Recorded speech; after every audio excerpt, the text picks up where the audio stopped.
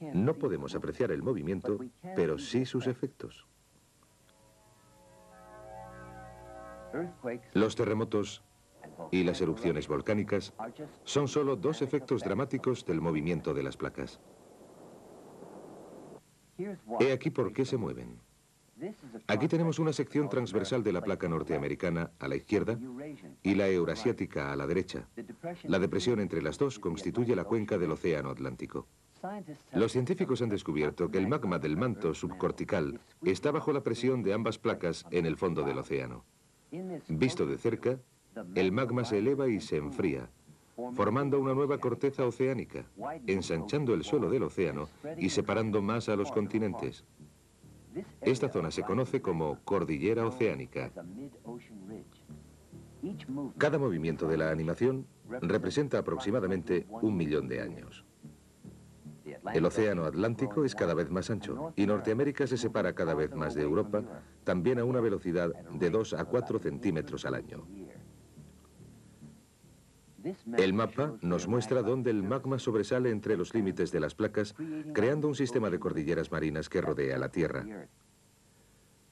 El suelo del océano se extiende en una dirección a un lado de la cordillera y en la dirección contraria al otro. Las placas nacen en la cordillera oceánica y mueren aquí. En este dibujo, la placa de la izquierda transporta una cuenca marina y se mueve en esta dirección. La de la derecha transporta también una cuenca marina, pero se mueve en dirección contraria. Están colisionando. Esto es lo que ocurre cuando colisionan dos placas que transportan cuencas marinas. De nuevo, cada movimiento representa 1 millón de años. La presión aumenta y una de las placas se mete debajo de la otra. El manto de la Tierra subduce el borde principal de esta. La zona donde una placa es consumida por otra se llama zona de subducción.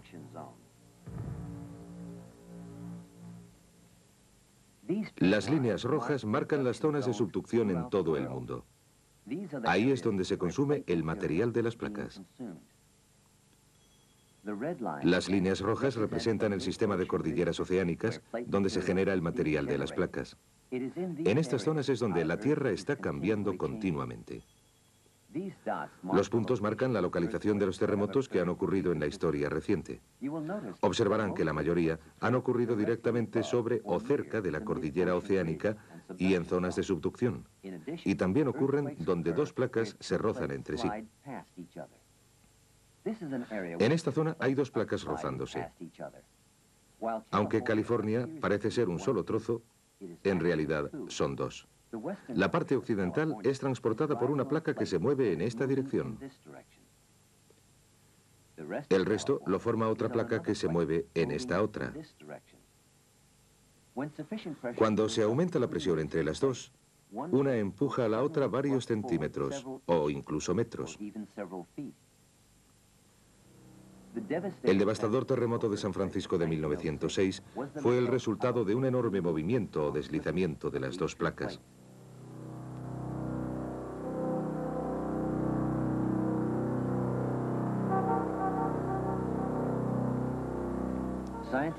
Los científicos esperan otro gran movimiento o terremoto en California en cualquier momento. Cuando hayan ocurrido millones de terremotos más, por causa de la colisión entre las placas, la parte occidental de California, incluyendo San Francisco y Los Ángeles, terminará donde hoy se encuentra Alaska. Estos símbolos nos muestran la localización de los volcanes activos del mundo. La mayoría se encuentra cerca de los bordes principales de las placas en movimiento, cerca de la zona de subducción. He aquí cómo se crean los volcanes. La placa de la izquierda transporta una cuenca marina, la de la derecha un continente. Están en colisión. La que transporta la cuenca, por ser más pesada, se mete bajo la del continente. Cuando el borde principal de una se subduce bajo la otra, parte del magma se abre camino entre las grietas y hendiduras de la corteza continental.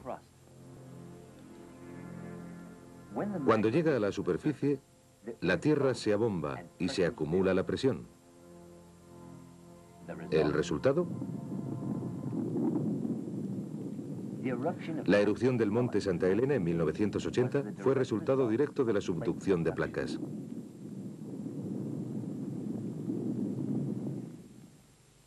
El monte Santa Elena es solo uno de los muchos volcanes del noroeste del Pacífico. Conforme la placa siga metiéndose debajo de la otra, sin duda ocurrirán más erupciones, quizá con devastaciones mucho mayores que las ocurridas en el monte Santa Elena.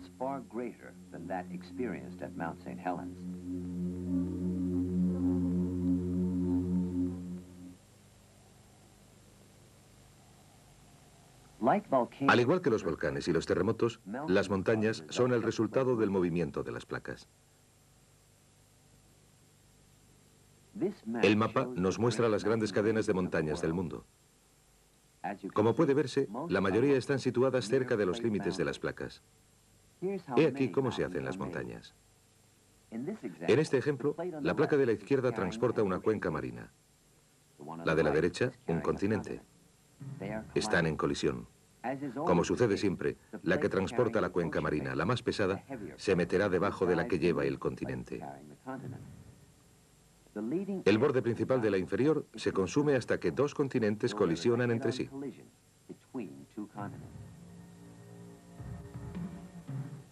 Puesto que las dos tienen ahora un peso parecido, el proceso de subducción se detiene. Los continentes se empujan mutuamente. Bajo esa increíble presión, las capas de la corteza terrestre se comprimen y se doblan, levantándose en el aire. Estas capas elevadas de la Tierra es lo que llamamos montañas. Las mayores cordilleras del mundo, el Himalaya, los Andes, continúan creciendo conforme la presión entre las dos placas sigue impulsándolas más y más. Son montañas jóvenes. Los montes Apalaches, al este de los Estados Unidos, no crecen más. Son viejos y se están muriendo. Los Apalaches se formaron en una colisión entre dos placas que ocurrió hace cientos de millones de años. Las placas ya no entran en colisión, y desde entonces los Apalaches, que en una época quizás fueran tan grandes como el Himalaya, han ido desgastándose paulatinamente con el viento y el agua. Volvamos atrás en el tiempo, antes de que existieran los Apalaches. Incluso antes de que existiera un supercontinente llamado Pangea. Hace 500 millones de años, el mundo era una cosa así. Los continentes eran apenas identificables. Norteamérica está situada aquí. África, allá a lejos y boca abajo. Veamos cómo los continentes desfilan ante nuestros ojos. Primero convergen formando un supercontinente, Pangea. En esa época, los dinosaurios son los dueños de la Tierra. Luego se dividen y se separan. Paulatinamente, se acercan a las posiciones de hoy en día.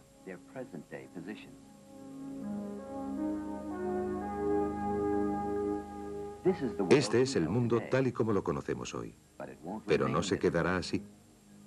Los continentes siguen separándose. Al cabo de millones de años, puede que el mundo tenga este aspecto. Será muy diferente del que nosotros conocemos. Estas enormes montañas ya no estarán aquí. Se habrán convertido en polvo. Las olas del mar romperán en nuevas costas.